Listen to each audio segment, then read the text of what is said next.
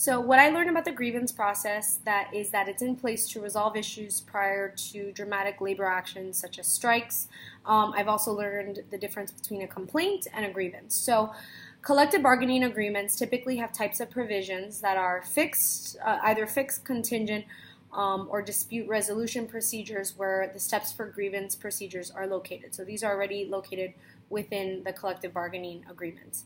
So Kearney defines a grievance as an employee or union complaint arising out of dissatisfaction with some aspect of the contract or work environment, with the primary purpose of a grievance being to overturn management action. So the most common grievance subjects are disciplinary actions, such as but not limited to reprimands, suspensions, discharges, health and safety issues, vacation and job assignments, and layoffs, etc. So as I previously mentioned, grievance procedures help avoid strikes or other labor actions because in the absence of them, unions are more likely to resort to these actions instead of litigation to resolve the disputes, which isn't good for anybody. Secondly, negotiating grievance and arbitration provisions that are already in the contract allow the parties to defer potential disputes over specific issues to case-by-case basis. So they can look back on the contract to see how to handle the situation. So SEIU, which is the Service Employees International Union, is an organization of 2 million families dedicated 2 million members dedicated to improving the lives of workers and families. Their focus is healthcare, property services, and public services.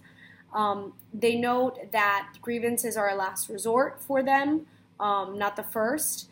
A grievance carried to arbitration is a lengthy, time-consuming, expensive, and frustrating task that often ends up satisfying no one, and they know maybe just the arbitrator they're paying, and that units that simply go straight to grievance soon find their members expecting the unions to take care of everything. So they are not fans of that.